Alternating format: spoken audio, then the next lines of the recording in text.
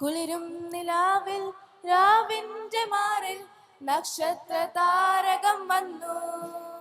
സന്താപമേതും നീക്കുന്ന ദൈവം പുൽക്കൂട്ടിൽ വന്നു പിറന്നു.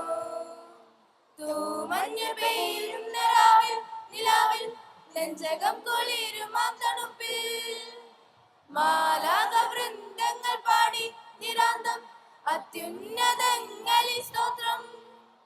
മണ്ണിലും വിണ്ണിലും ആനന്ദമേകി ദൈവത്തിൻ പുത്രൻ ഭൂജാതനായി. മണ്ണിലും വിണ്ണിലും ആനന്ദമേകി ദൈവത്തിൻ പുത്രൻ ഭൂജാതനായി.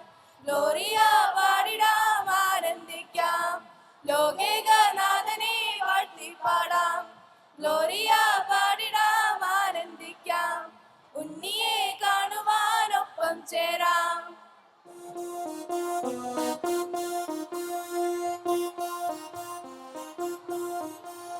പൊട്ടാസ് പൂക്കുറ്റി കമ്പിത്തിരി, പത്താപ്പ് റോക്കറ്റ് ചെമ്പുത്തിരി, ഗബ്രിയേലിന്റെ ദർശനം സാഫല്യമായി, സകലോകർക്കും നന്മയരും കാരുണ്യമായി. ബെത്ലഹേമിന്റെ മാറിലൊരാരോമരുണ്ടി പിറന്നല്ലോ.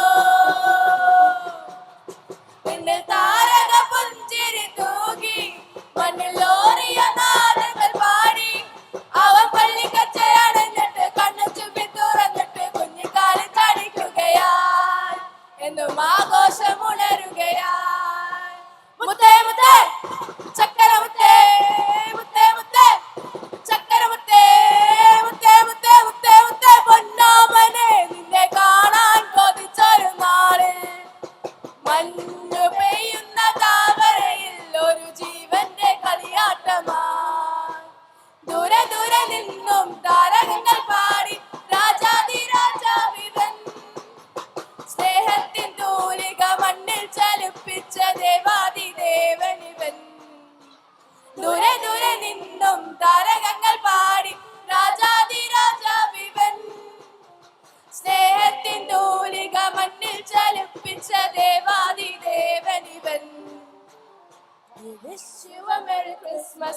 We wish you a Merry Christmas. We wish you a Merry Christmas and a Happy New Year. We wish you a Merry Christmas. We wish you a Merry Christmas. We wish you a Merry Christmas and a Happy New Year.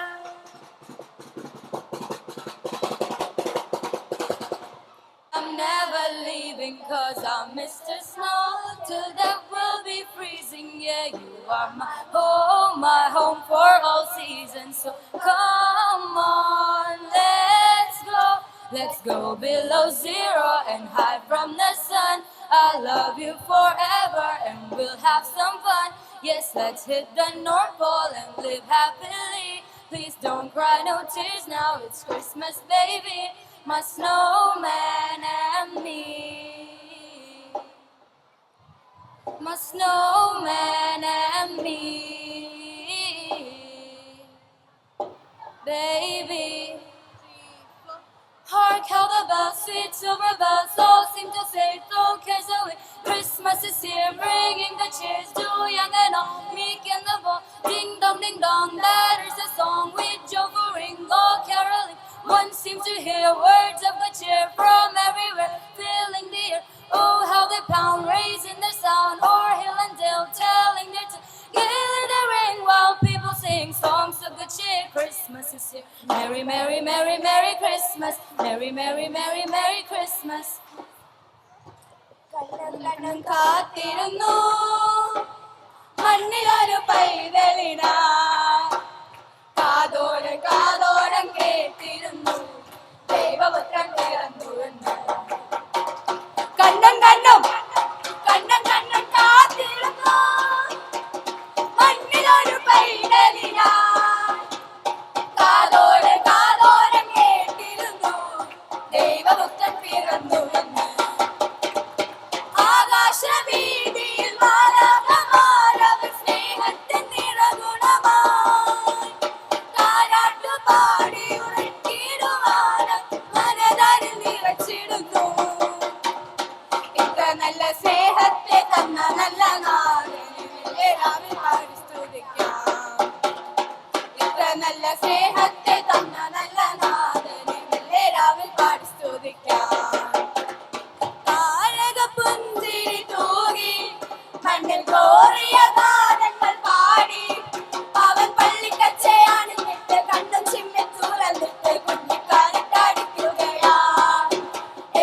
ആഘോഷമുണരുകയാണ്. അവൻ പള്ളിക്കച്ചയാണിഞ്ഞിട്ട് കണ്ണു ചിമ്മി തുറന്നിട്ട് കുഞ്ഞിക്കാലിട്ടടിക്കുകയാണ്. എന്നും ആഘോഷമുണരുകയാണ്. പൊട്ടാസ് പൂക്കുറ്റി കമ്പിത്തിരി മത്താപ്പ് റോക്കറ്റ് ചെമ്പത്തിരി ഗബ്രിയേലിന്റെ ദർശന സാവല്യമായി സർവ്വലോകർക്കും നന്മയേകും കാരുണ്യമായി ബെത്ലഹേമിന്റെ മാറിലൊരാരോമലുണ്ണി പിറന്നല്ലോ. ബെത്ലഹേമിന്റെ മാറിലൊരാരോമലുണ്ണി പിറന്നല്ലോ. We wish you a Merry Christmas. We wish you a Merry Christmas. We wish you a Merry Christmas and a Happy New Year. Good tidings we bring to you and your kin. We wish you a Merry Christmas and a Happy New Year. എല്ലാവർക്കും 8C മോൻഷ ടീച്ചറിനെ വക Christmas ആശംസകൾ. വെള്ളിക്കൊട്ടാര കെട്ടിലല്ലേ, സ്വർണമഞ്ചത്തിലൊന്നുമല്ലേ, രാജാതിരാജനി മണ്ണിൽ പിറന്നത് പണ്ടൊരു പുൽക്കൂട്ടിലാ, കാലിക്കിടങ്ങൾക്കൊപ്പമാ. വെള്ളിക്കൊട്ടാര കെട്ടിലല്ലേ, സ്വർണമഞ്ചത്തിലൊന്നുമല്ലേ, രാജാതിരാജനി മണ്ണിൽ പിറന്നത് പണ്ടൊരു പുൽക്കൂട്ടിലാ, കാലിക്കിടങ്ങൾക്കൊപ്പമാ. ഒരു നാളിൽ മിന്നണരാവിൽ കന്നാലിക്കൂട്ടിലൊരുണ്ണി പിറന്നേ, മഞ്ഞണിപ്പൂക്കൾ പുഞ്ചിരിക്കുമ്പോൾ മണ്ണിന്റെ നായകനുണ്ണി പിറന്നേ. ഗബ്രിയേലിന്റെ ദർശന സാഫല്യമായി സർവ്വലോകർക്കും നന്മയേറും കാരുണ്യമായി ബെത്ലഹേമിന്റെ മാറിലൊരാരോമലുണ്ണി പിറന്നല്ലോ. വീട്ടിൽ താരക പുഞ്ചിരി തൂകി മണ്ണിൽ ഗ്ലോറിയ നാദങ്ങൾ പാടി, അവൻ പള്ളിക്കച്ചയണിഞ്ഞിട്ട് കണ്ണും ചിമ്മി തുറന്നിട്ട് കുഞ്ഞിക്കാലിട്ടടിക്കുകയാ. എന്നും ആഘോഷമുണരുകയാൻ. ആകാശവീതിയിൽ മാലാഖമാരവ സ്നേഹത്തിൻ നിറകുടമായി താരാട്ടുപാടി ഉറക്കിടുവാന മനതാരിൽ നിറച്ചിടുന്നു. ആകാശവീതിയിൽ മാലാഖമാരവ സ്നേഹത്തിൻ നിറകുടമായി താരാട്ടുപാടി ഉറക്കിടുവാനായി മനതാരിൽ നിറച്ചിടുന്നു. ഇത്ര നല്ല സ്നേഹത്തെ തന്ന നല്ല നാഥനെ മെല്ലെ രാവിൽ പാടി സ്തുതിക്കാം. ഇത്ര നല്ല സ്നേഹത്തെ തന്ന നല്ല നാഥനെ മെല്ലെ രാവിൽ പാടി സ്തുതിക്കാം. കണ്ണും കണ്ണും കണ്ണും കണ്ണും കാത്തിരുന്നു മണ്ണിലൊരു പൈതലിനായി, കാതോട് കാതോരം കേട്ടിരുന്നു ദൈവപുത്രൻ പിറക്കുമെന്ന്. കാതോട് കാതോരം കേട്ടിരുന്നു ദൈവപുത്രൻ പിറക്കുമെന്ന്. Wishing everyone a joyful and blessed Christmas. കൗമാര കാലഘട്ടം, അതുകൊണ്ട് അതിൽ നിന്നൊക്കെ വ്യത്യസ്തമായി നിങ്ങളും കുഞ്ഞുകുട്ടികളുടെ തന്നെ നിഷ്കളങ്കത വെടിയാതിരിക്കാൻ പ്രത്യേകം ശ്രദ്ധിക്കണമെന്ന് ഓർമ്മിപ്പിക്കുന്നു. അപ്പോൾ ഇപ്പോൾ നമ്മൾക്ക് നമ്മുടെ പൊതുവിലുള്ള കരോൾ ഗാനത്തോടുകൂടി കരോൾ സംഘം, വേർ ഈസ് ദ കരോൾ സംഘം? സിയർ.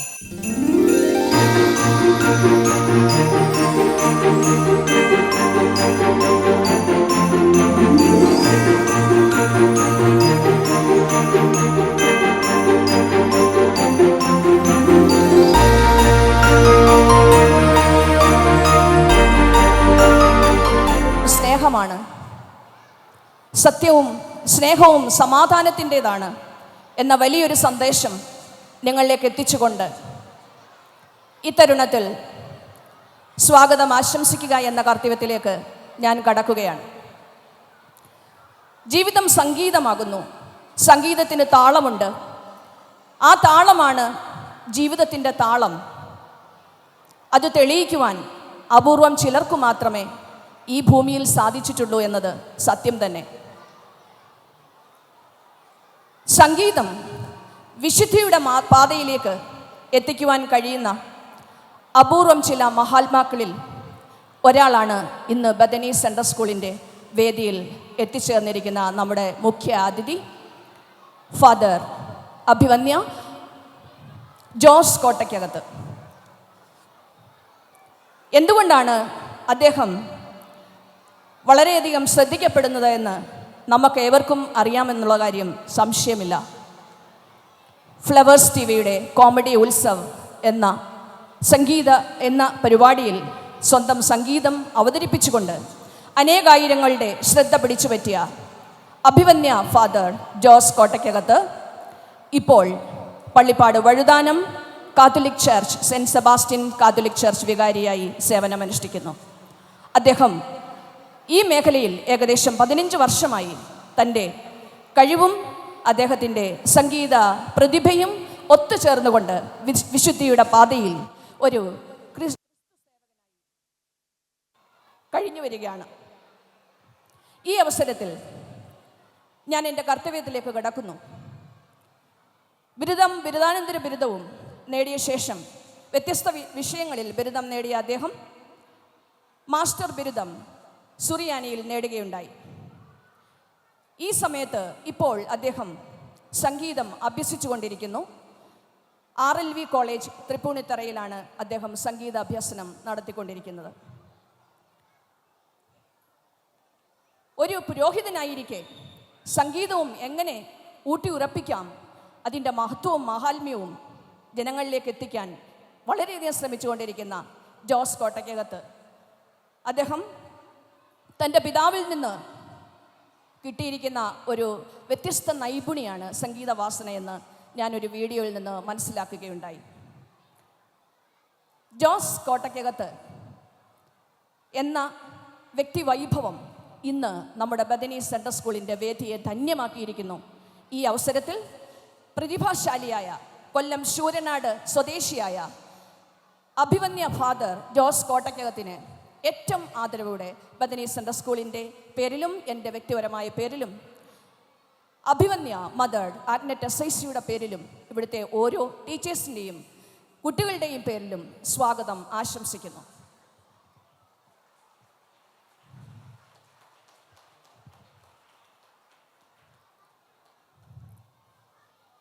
ബദനി സെൻട്രൽ സ്കൂളിൽ അണയാത്ത ഒരു ദീപമുണ്ട്.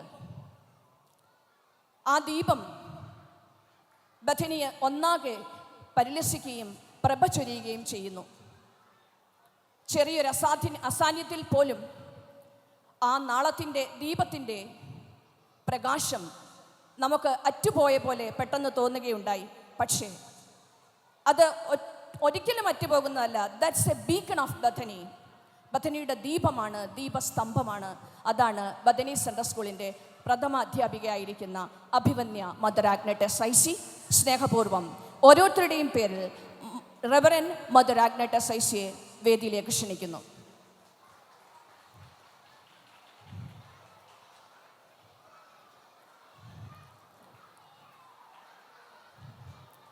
പല പ്രാവശ്യം ബഥനിയിലെ PTA പ്രസിഡൻ്റായി സേവനമനുഷ്ഠിച്ചിരുന്ന നമ്മുടെ ഏറ്റവും പ്രിയപ്പെട്ട രക്ഷിതാവും അതേപോലെ ബഥനിയുടെ എല്ലാ വളർച്ചയുടെയും പിറകിൽ സ്വന്തം കരങ്ങൾ നല്ല രീതിയിൽ ഒരു പിന്തുണ നൽകി മനസ്സും വളരെ നല്ല രീതിയിൽ അർപ്പിച്ചിരിക്കുന്ന PTA പ്രസിഡന്റ് അബ്ദുൾ സത്താർ സാറിനെ സ്നേഹപൂർവ്വം വേദിയിലേക്ക് ക്ഷണിക്കുന്നു. ഇവിടെ സന്നിഹിതരായിരിക്കുന്ന ഓരോ കുട്ടികളെയും ഇവിടുത്തെ പ്രിയ അധ്യാപകരെയും നോൺ ടീച്ചിങ് സ്റ്റാഫിനെയും ഈ തരുണത്തിൽ ഇന്നത്തെ ക്രിസ്മസ് ആഘോഷങ്ങളിലേക്ക് ഹാർദമായി സ്വാഗതം ചെയ്തുകൊണ്ട് വാക്കുകൾ നിർത്തുന്നു. നന്ദി, നമസ്കാരം. Next, I would like to invite the PTA President Abdul Sattar Sir for some valuable words. ഇന്നത്തെ നമ്മുടെ വിശിഷ്ടാതിഥി ഫാദർ, നമ്മുടെ സ്കൂളിൻ്റെ പ്രിൻസിപ്പൽ റെവറൻ മദർ സിസ്റ്റർ ആഗ്നറ്റ്, പ്രിയപ്പെട്ട അധ്യാപകർ, അനധ്യാപകർ, പ്രിയമുള്ള വിദ്യാർത്ഥിനികളെ, വളരെ സന്തോഷകരമായൊരു മുഹൂർത്തമാണ്.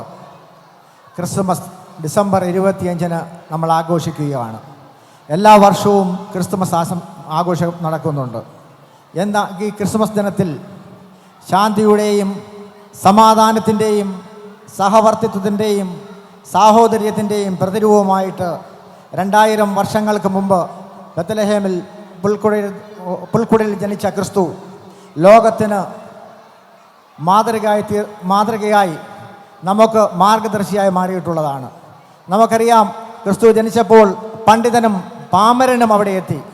ആട്ടിടയന്മാരും ആ നാട്ടിലെ പണ്ഡിതന്മാരും അവിടെ എത്തി ക്രിസ്തുവിൻ്റെ ജനനം ആഘോഷിച്ചു.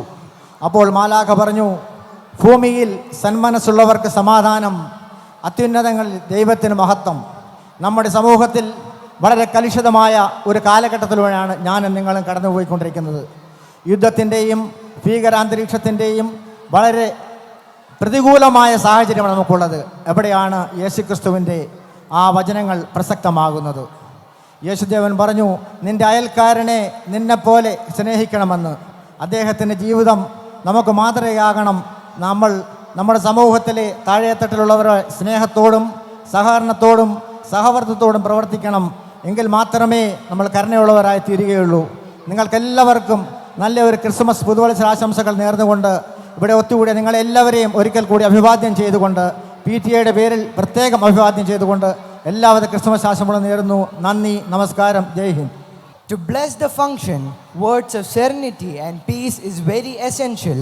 With great pity and honor, we would like to call upon Reverend Father Jose Kottagagtha for the sublime Christmas message.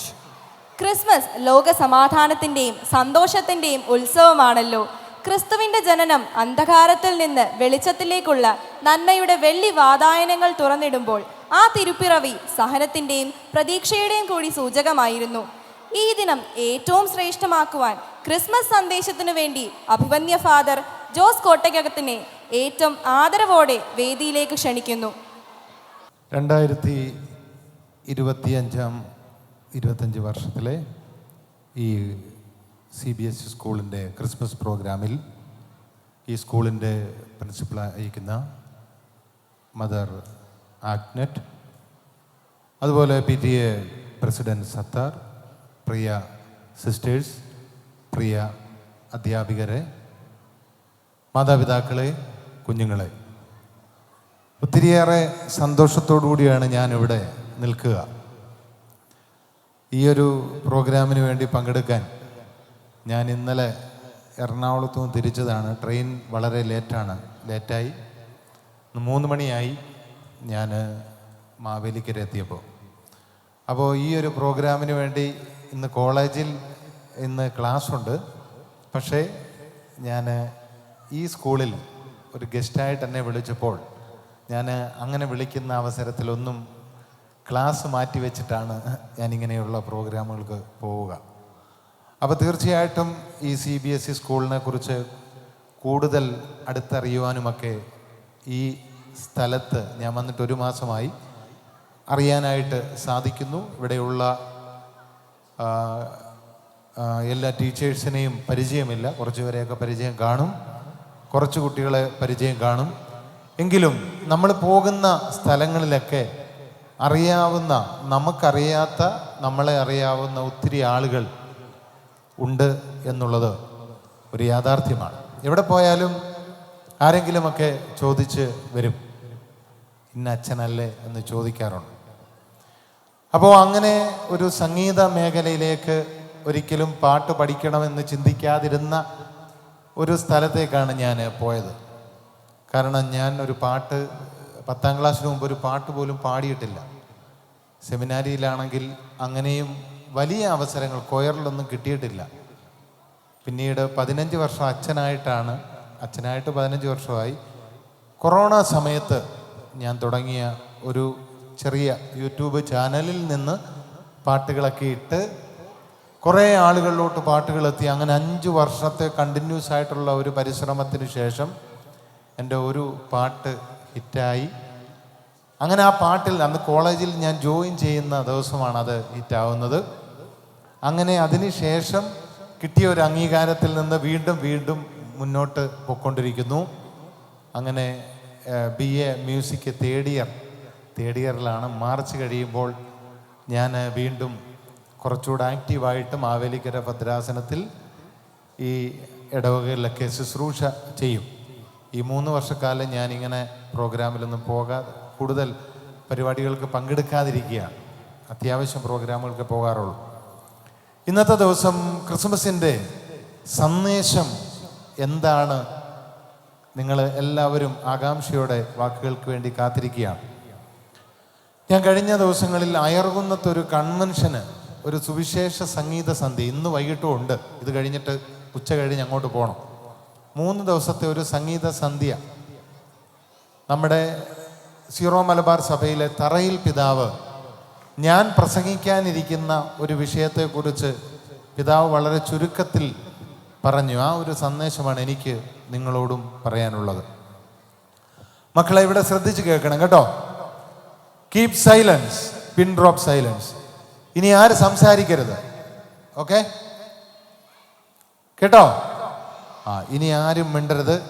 ഞാൻ പറയുന്നത് എന്താണെന്ന് കേൾക്കണം കേട്ടോ. ഒരാൾ പോലും സംസാരിക്കരുത്. സംസാരിച്ചാൽ ഞാൻ എണീപ്പിച്ച് നിർത്തും കേട്ടോ. ഓക്കെ. ക്രിസ്തുമസിൻ്റെ ആഘോഷത്തിൽ നമ്മളായിരിക്കുമ്പോൾ എന്താണ് ക്രിസ്തുമസിൻ്റെ സന്ദേശം? ദൈവം മനുഷ്യനായി ഈ ലോകത്തിൽ അവതരിച്ച ദിവസമാണ് ക്രിസ്തുമസ്. എന്തിനു വേണ്ടിയാണ് ദൈവം മനുഷ്യനായി ഈ ലോകത്തിൽ അവതരിച്ചത്? മനുഷ്യ മക്കളെ ദൈവമക്കളാക്കാനാണ്. എന്താണ്? മനുഷ്യ മക്കളെ, നമ്മളെല്ലാവരും മനുഷ്യരുടെ മക്കളാണ്. നമ്മളെ ദൈവമക്കളാക്കാൻ ദൈവം മനുഷ്യനായി ഈ ലോകത്തിൽ അവതരിച്ചു. പണ്ട് കാലത്ത് എല്ലാവരും വിശ്വസിച്ചിരുന്നത് ദൈവം അങ്ങ് ആകാശത്ത് നിൽക്കുകയാണ്, ഉന്നത പർവ്വതങ്ങളിൽ നിൽക്കുകയാണ്. അതുകൊണ്ട് തന്നെ ദൈവത്തെ കൂടുതൽ അടുത്തറിയാൻ ആർക്കും സാധിക്കുന്നില്ല. മനുഷ്യൻ്റെ വേദനകളൊക്കെ വരുമ്പോൾ ദൈവത്തെ ചോദ്യം ചെയ്യുന്ന മനുഷ്യർ. എന്നാൽ ക്രിസ്തു മതത്തിൽ മനുഷ്യനെ തേടിയെത്തുന്ന ഒരു ദൈവത്തെയാണ് നമുക്ക് കാണാൻ സാധിക്കുക. എല്ലാവരും ദൈവത്തെ അന്വേഷിച്ച് പോവുകയാണ്. എന്നാൽ ക്രിസ്തു തൻ്റെ മക്കളെ അന്വേഷിച്ച് ദൈവം മനുഷ്യനായി ഈ ലോകത്തിൽ അവതരിക്കുകയാണ്. മനുഷ്യൻ്റെ വേദനകളോട് താതാത്മ്യപ്പെട്ടുകൊണ്ട് തൻ്റെ പീഡാനുഭവത്തിലൂടെ കുരിശു മരണത്തിലൂടെ ലോകത്തിന് രക്ഷ യേശു തമ്പുരാൻ നേടിയെടുത്തു കൊടുത്തു. അങ്ങനെ നമ്മളെല്ലാവരും രക്ഷിക്കപ്പെട്ടവരായി മാറി. അപ്പോൾ ദൈവത്തിൻ്റെ വലിയ സ്നേഹത്തിൻ്റെ ഏറ്റവും വലിയ ഒരു പ്രകടനമാണ് വലിയ ദൈവം മനുഷ്യനായി ലോകത്തിൽ അവതരിച്ചെന്നുള്ളത്. മനുഷ്യൻ്റെ വേദനകളോട് താതാത്മ്യപ്പെട്ടു, ഒരു മനുഷ്യനായി ജീവിച്ചു, മരിച്ചു, ഉയർത്തെഴുന്നേറ്റു. ഉയർത്തെഴുന്നേറ്റ ക്രിസ്തുവിനെ ഇനിയും നമ്മൾ നോക്കിയിരിക്കുകയാണ്. രണ്ടാം വരവ്, ക്രിസ്തുവിൻ്റെ രണ്ടാം വരവിന് വേണ്ടി നമ്മൾ നോക്കിയിരിക്കുകയാണ്. ഇതാണ് യേശുവിൻ്റെ രക്ഷാകര സംഭവം. ഒരു മനുഷ്യൻ ജെറുസലേമിൽ നിന്ന് ജെറീക്കോയിലേക്ക് പോവുകയായിരുന്നു. ജെറുസലേമിൽ നിന്ന് ജെറീക്കോയിലേക്ക് പോയ വഴിയിൽ ആ മനുഷ്യനെ കുറച്ച് കൊള്ളക്കാർ ചേർന്ന് ആക്രമിക്കുകയാണ്. അങ്ങനെ ആ മനുഷ്യൻ മരണത്തോടടുത്ത് അവൻ്റെ ശരീരത്തിൽ നിന്ന് മുറിവ് വന്ന് രക്തം വാർന്നുകൊണ്ടിരിക്കുമ്പോൾ ആ മനുഷ്യൻ്റെ അരികിലൂടെ ഒരു വ്യക്തി കടന്നു പോകുന്നുണ്ട്. അതൊരു പുരോഹിതനാണ്. അപ്പം ജെറുസലേമിൽ നിന്ന് ജെറീക്കോയിലേക്ക് പോയ ഒരു മനുഷ്യനെ കൊള്ളക്കാർ ആക്രമിക്കുന്നു.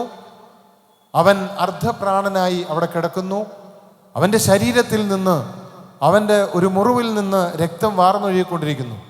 ഈ മനുഷ്യൻ്റെ അരികിലൂടെ ഒരു പുരോഹിതൻ പോകുന്നുണ്ട്. ഒരു പുരോഹിതൻ അതുവഴി പോയപ്പോൾ അദ്ദേഹത്തിൻ്റെ മനസ്സാക്ഷിയോട് അദ്ദേഹം ചോദിച്ചൊരു ചോദ്യമുണ്ട്. ഞാൻ യാത്ര നിർത്തി ഈ മനുഷ്യനെ സഹായിച്ചാൽ എനിക്ക് എന്ത് സംഭവിക്കും? ഒരുപക്ഷെ ഇവനെ ആക്രമിച്ച കൊള്ളക്കാർ എന്നെയും ആക്രമിച്ചേക്കാം. എന്നെ നോക്കിയിരിക്കുന്ന ഒരു ദൈവജനം ദേവാലയത്തിലുണ്ട്. ഒരുപക്ഷെ ഞാൻ താമസിച്ചു വന്നാൽ അവിടെ പ്രശ്നമാകും. അതുകൊണ്ട് ആ മനുഷ്യനെ സഹായിക്കാതെ ഈ പുരോഹിതൻ അദ്ദേഹത്തിൻ്റെ അരികിലൂടെ കടന്നു പോവുകയാണ്. രണ്ടാമതായി ആ മനുഷ്യൻ്റെ അരികിലൂടെ പോകുന്നത് ഒരു ലേവായനാണ്. ലേവായ ഗോത്രത്തിൽപ്പെട്ട ഒരു മനുഷ്യൻ ഈ മുറിവേറ്റ് കിടക്കുന്ന മനുഷ്യൻ്റെ അരികിലൂടെ പോയപ്പോഴും ഇതേ ചോദ്യം തന്നെ ചോദിക്കുന്നു. ഞാൻ യാത്ര നിർത്തി ഈ മനുഷ്യനെ സഹായിച്ചാൽ എനിക്ക് എന്ത് സംഭവിക്കും? അങ്ങനെ അദ്ദേഹവും ഈ മനുഷ്യനെ സഹായിക്കാതെ കടന്നു പോവുകയാണ്. മൂന്നാമതായി ഒരു വ്യക്തി ആ മനുഷ്യൻ്റെ അരികിലൂടെ കടന്നു പോകുന്നു. അത് സമരിയ വിഭാഗത്തിൽപ്പെട്ട ഒരാളാണ്. സമരിയക്കാരെ യഹൂദർ നികൃഷ്ട ജീവികളായിട്ടാണ് കണ്ടിരുന്നത്.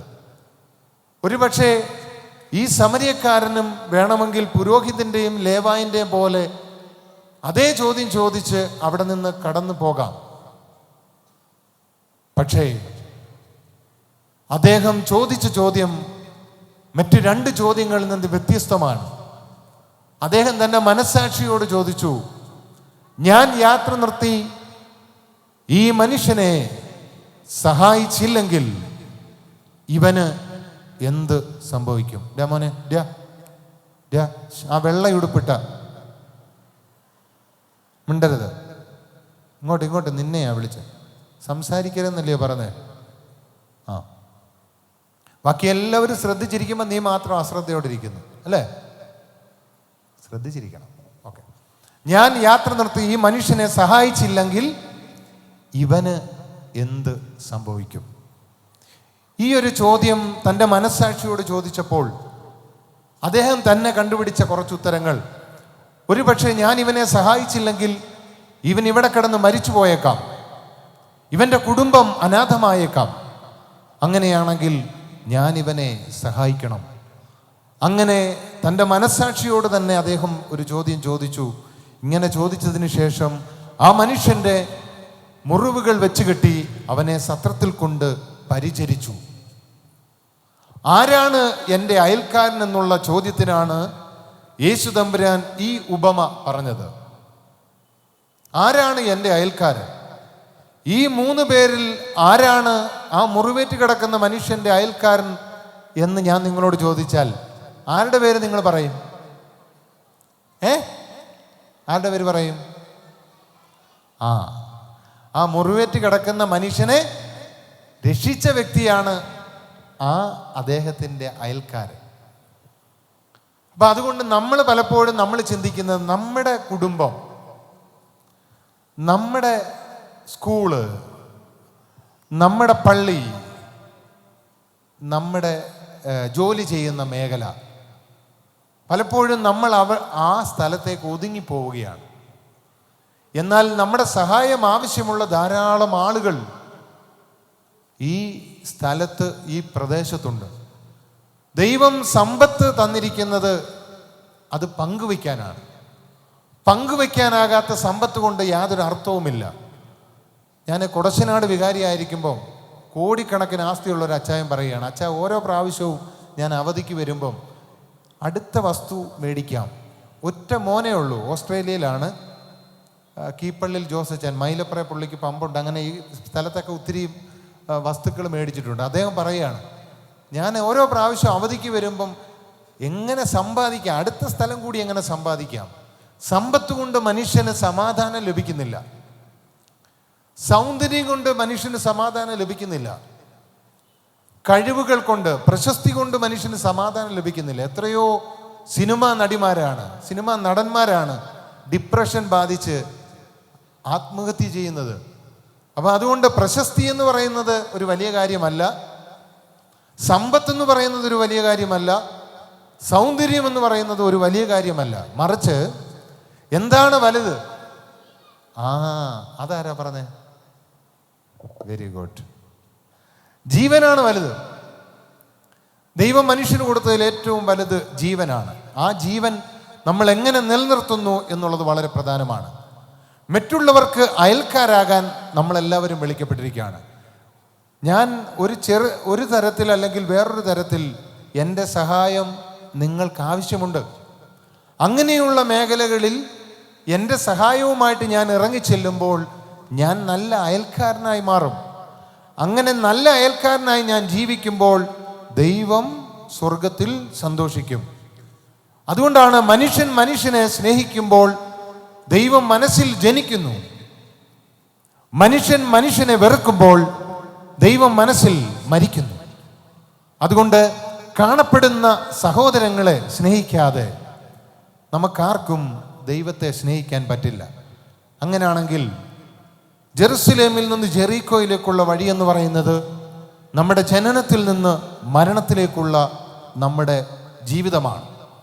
ഈ ജനനത്തിൽ നിന്ന് മരണത്തിലേക്കുള്ള ജീവിതത്തിൽ നമ്മുടെ സഹായം ആവശ്യമുള്ള ധാരാളം ആളുകളെ നമ്മൾ കണ്ടുമുട്ടും.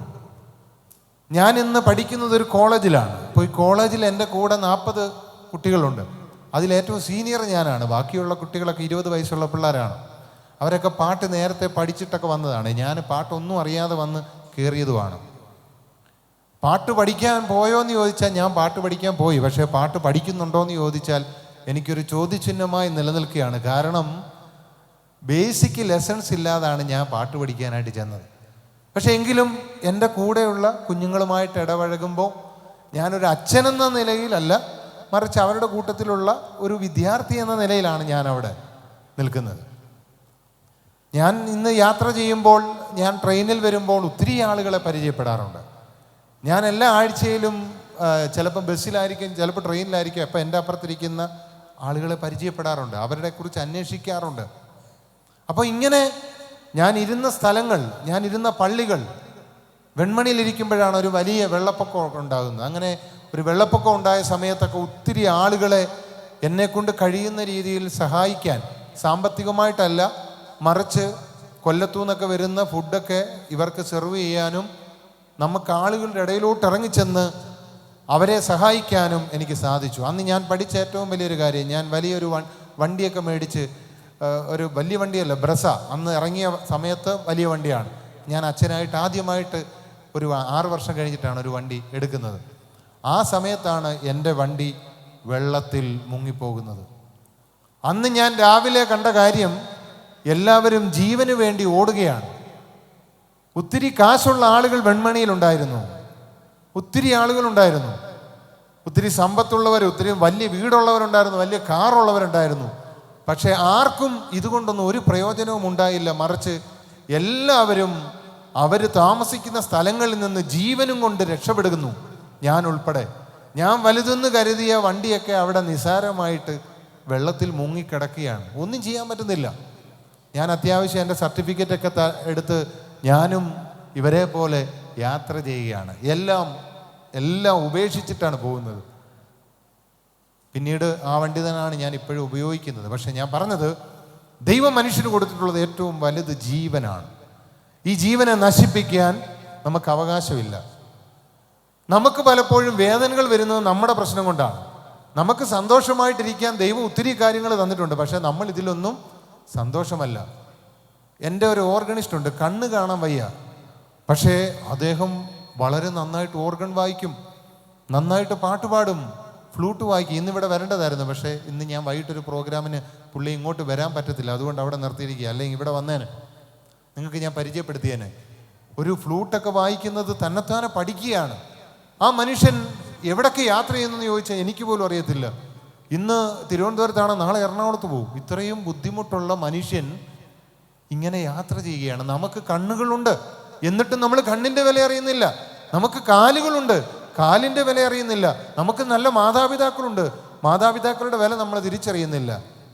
എൻ്റെ പപ്പ മരിച്ചപ്പോഴാണ് ഒരു അപ്പൻ്റെ വില കൂടുതൽ തിരിച്ചറിയാനായിട്ട് സാധിക്കുന്നത്. ആളുകൾ ജീവിതത്തിൽ നഷ്ടപ്പെടുമ്പോഴാണ് നമ്മൾ അവരുടെ വില തിരിച്ചറിയുന്നത്. അതുകൊണ്ട് നമുക്ക് ചെയ്യാൻ പറ്റുന്ന കാര്യം, എല്ലാവർക്കും നല്ല അയൽക്കാരായി മാറുക. നമ്മുടെ ജീവിതം നമ്മൾ മരിക്കുമ്പോൾ എത്ര നാൾ ജീവിച്ചു എന്നതിനേക്കാൾ എങ്ങനെ ജീവിച്ചു, നിങ്ങളുടെ ഉള്ളിൽ എത്ര സ്നേഹമുണ്ടായിരുന്നു, ആ സ്നേഹത്തിൽ നിന്ന് നിങ്ങൾ മറ്റുള്ളവരെ എത്രത്തോളം സഹായിച്ചു, എങ്ങനെ മറ്റുള്ളവർക്ക് നല്ല അയൽക്കാരായി നിങ്ങൾ മാറി. ഉമ്മൻചാണ്ടി സാർ മരിച്ചപ്പോൾ എത്ര ആളുകളാണ് കരഞ്ഞത്. When you dye who will cry? നിങ്ങൾ മരിച്ചാൽ ആര് കരയും? നമ്മൾ മരിച്ചാൽ ആരെങ്കിലും കരയുമോ എന്ന് നമ്മളൊന്ന് ആത്മപരിശോധന ചെയ്താൽ വിരലിലെണ്ണാവുന്നവർ മാത്രമേ ഉള്ളൂ. ഒത്തിരി ആളുകളെ നമ്മുടെ സഹായം ആവശ്യമുള്ളവരുണ്ട്. അപ്പം നമ്മൾ വേദനിപ്പിച്ചവരോട് നമുക്ക് ക്ഷമിക്കാം, മറ്റുള്ളവർക്ക് നല്ല അയൽക്കാരായി മാറാം. ക്രിസ്തുവിൻ്റെ സ്നേഹം അതാണ് നമ്മളെ മറ്റുള്ളവരെ സ്നേഹിക്കാൻ പഠിപ്പിക്കുന്നത്. ഞാൻ നിങ്ങളെ സ്നേഹിച്ചതുപോലെ നിങ്ങൾ പരസ്പരം സ്നേഹിക്കുവിൻ, അങ്ങനെ നിങ്ങൾ എൻ്റെ ശിഷ്യന്മാരാണെന്ന് ലോകം അറിയും. അതുകൊണ്ട് ഒരു ക്രിസ്ത്യാനിയുടെ ദൗത്യം എന്ന് പറയുന്നത് സ്നേഹിക്കുക എന്നുള്ളതാണ്. മറ്റുള്ളവർക്ക് നല്ല അയൽക്കാരായി മാറുകയാണ്. 1000 പുൽക്കൂടുകളിൽ ഉണ്ണി പറന്നാലും നിന്റെ ഹൃദയത്തിൽ ഉണ്ണി പറന്നില്ലെങ്കിൽ നീ ആഘോഷിക്കുന്ന ക്രിസ്മസ് കൊണ്ട് യാതൊരു അർത്ഥവുമില്ല. അതുകൊണ്ട് നമ്മൾ ആഘോഷിക്കുന്ന ക്രിസ്തുമസ് മറ്റുള്ളവർക്ക് നല്ല അയൽക്കാരായി മാറാനും മറ്റുള്ളവരെ സ്നേഹിക്കാനും ഈ ക്രിസ്തുമസിൻ്റെ അവസരത്തിൽ നമുക്ക് കൂടുതൽ പരിശ്രമിക്കാം. അങ്ങനെ മറ്റുള്ളവർക്ക് വലിയ സഹായം ചെയ്തുകൊണ്ട് നമ്മളൊക്കെ മരിക്കുമ്പോൾ ആരെങ്കിലുമൊക്കെ നമ്മളെ ഓർത്ത് കരയത്തക്ക രീതിയിൽ കുറേ ആളുകളെ നമുക്ക് വളർത്തിയെടുത്താൽ അത് നമ്മുടെ ജീവിതത്തിൻ്റെ വലിയ വിജയമായിരിക്കും. അതുകൊണ്ട് ഈ ഒരു ചെറിയ സന്ദേശം പറഞ്ഞുകൊണ്ട് ഈ പ്രാവശ്യത്തെ ക്രിസ്തുമസിൻ്റെ സന്ദേശം ഞാൻ അവസാനിപ്പിക്കുന്നു. എല്ലാവർക്കും എന്നെ ഇവിടേക്ക് ക്ഷണിച്ച ബഹുമാനപ്പെട്ട മദറിനും അതുപോലെ സിസ്റ്റേഴ്സിനും എല്ലാവർക്കും ഹൃദയം നിറഞ്ഞ നന്ദി വളരെ സ്നേഹപൂർവ്വം നേരുന്നു. അപ്പം നിങ്ങൾക്കെല്ലാവരും ഞാൻ ആദ്യം വന്നപ്പോൾ ഇവിടെ ഭയങ്കര സംസാരമായിരുന്നു. പക്ഷേ സിസ്റ്റർ പറഞ്ഞു അത് മിണ്ടാതിരിക്കാൻ പറഞ്ഞു. പിന്നെ ഇടയ്ക്കൂടെ തുടങ്ങി. പിന്നെ കുറച്ച് പിള്ളേരൊക്കെ സംസാരിച്ചു. എന്നാലും പക്ഷേ ഇത്രയും കുഞ്ഞുങ്ങൾ വളരെ സൈലൻ്റായിരുന്ന് ഞാൻ പറഞ്ഞതെല്ലാം കേട്ടു എന്ന് വിശ്വസിക്കുന്നു. നിങ്ങൾക്ക് മനസ്സിലാകുന്ന രീതിയിലാണ് ഞാൻ പറഞ്ഞത്. അപ്പോൾ തീർച്ചയായിട്ടും നിങ്ങൾ കാണിച്ച വലിയ ക്ഷമയ്ക്ക് ഞാൻ എൻ്റെ ഹൃദയത്തിൽ നിന്ന് നിങ്ങൾക്കൊരു വലിയ നന്ദി. എല്ലാവരും ഒന്ന് കൈയടിച്ചേ. ഓക്കെ. ഇനി നിങ്ങളെന്താണ് എന്നിൽ നിന്ന് പ്രതീക്ഷിക്കുന്നത്? ഒരു പാട്ടാണല്ലേ? ഒരു പാട്ട് പാടാം. നിങ്ങൾക്ക് ഇഷ്ടമുള്ള ഒരു പാട്ട് പറ നോക്കട്ടെ. ഇഷ്ടമുള്ള പാട്ട് ഏതാ? കേട്ടില്ല? യോഗയോ? എന്തായാലും നിങ്ങൾ പല പാട്ടുകൾ പറയാം. അതുകൊണ്ട് എനിക്കറിയാവുന്നൊരു പാട്ട് എനിക്കിപ്പം പാടാൻ പറ്റും. ഓക്കെ. ഉയിരിൻ നാഥനെ എന്നുള്ള പാട്ട് എന്നെ ജനഹൃദയങ്ങളിലോട്ട് എത്തിച്ച പാട്ടാണിത്. അതുകൊണ്ട് ഈ പാട്ടിനോട് എനിക്കൊരു വലിയ ആത്മബന്ധമുണ്ട്. എവിടെ ചെന്നാലും ഞാൻ ഈ പാട്ട് പാടും. അതിൻ്റെ മ്യൂസിക് ഡയറക്ടർ രഞ്ജൻ രാജ്, ഞാനിപ്പോൾ താമസിക്കുന്ന കാക്കനാടുണ്ട്, അദ്ദേഹത്തെ കാണാൻ സാധിച്ചു. അത് എഴുതിയ ഹരിനാരായണൻ, അദ്ദേഹത്തെ സംസാരിക്കാൻ എനിക്ക് സാധിച്ചു. അങ്ങനെ അതിൻ്റെ ഒറിജിൻ ആളുകളിലോട്ട് എത്തിക്കുവാനൊക്കെ എനിക്ക് എൻ്റെ ആ പാട്ടിലൂടെ സാധിച്ചു. അതുകൊണ്ട് അത് നിങ്ങൾക്ക് വേണ്ടി ഞാൻ ഡെഡിക്കേറ്റ് ചെയ്യാം.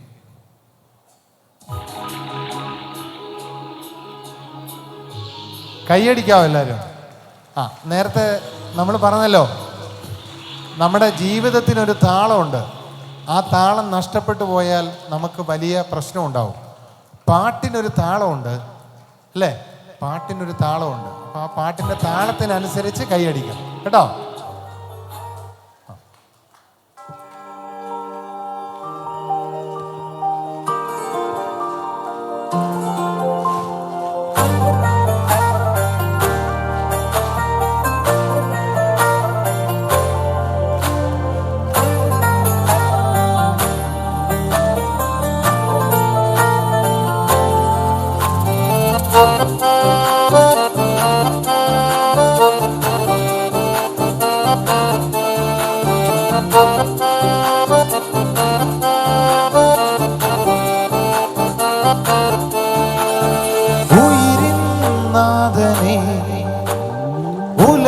ഉലകിന്നാദിയേ ഇരുളിൻ വീതിയിൽ തിരിയാൻ നീ വരൂ.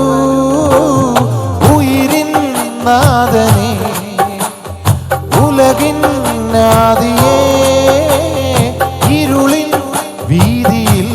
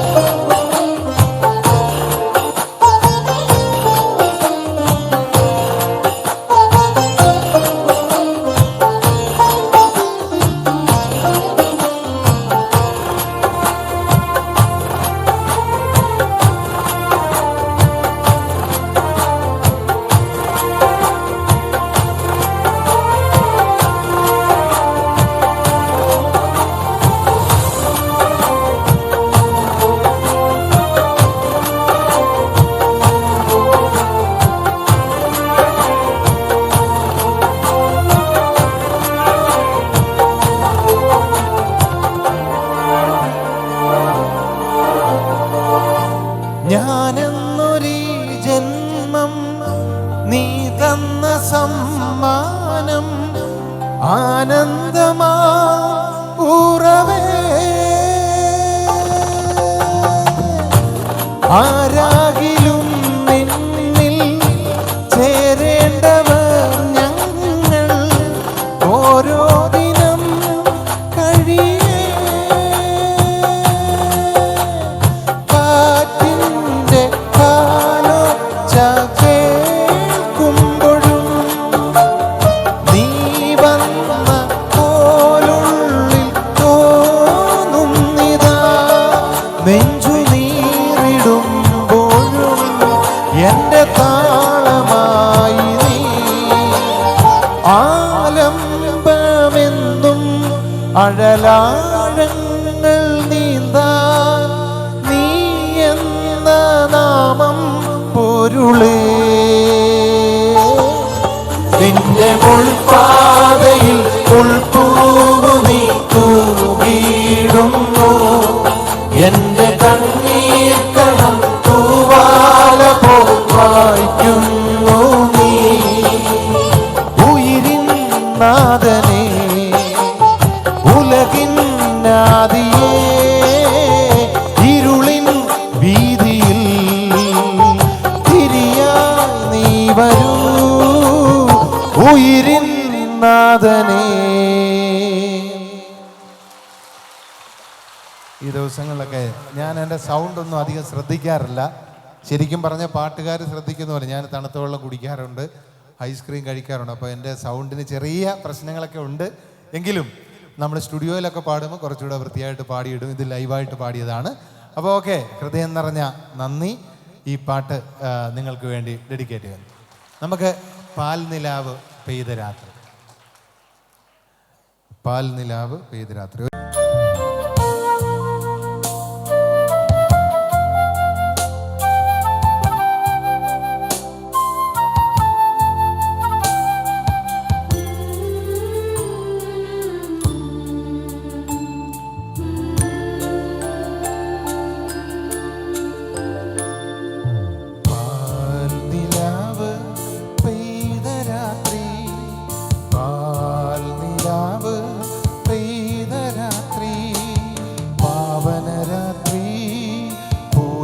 രാത്രി കൃപകൾ നിറയും ശാന്തരാത്രി പാൽ നിലാവ് പെയ്ത രാത്രി പാൽ നിലാവ് പെയ്ത രാത്രി രാത്രി രാത്രി കൃപകൾ നിറയും ശാന്തരാത്രി.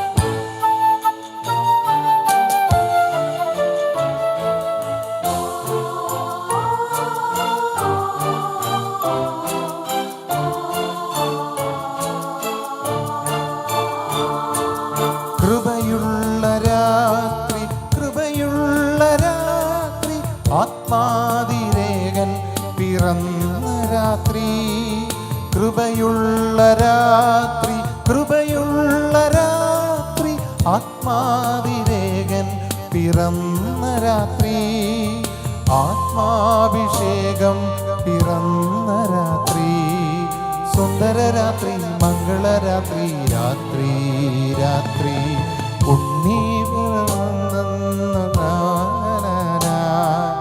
മംഗളരാത്രി മംഗളരാത്രി രാത്രി രാത്രി ഉണ്ണി പിറന്നു കണ്ണിൽ മറഞ്ഞ പാവനമാ രാത്രി ലാലാ ലാലാ ലാലാ ലാലാ ലാലാ ലാലാ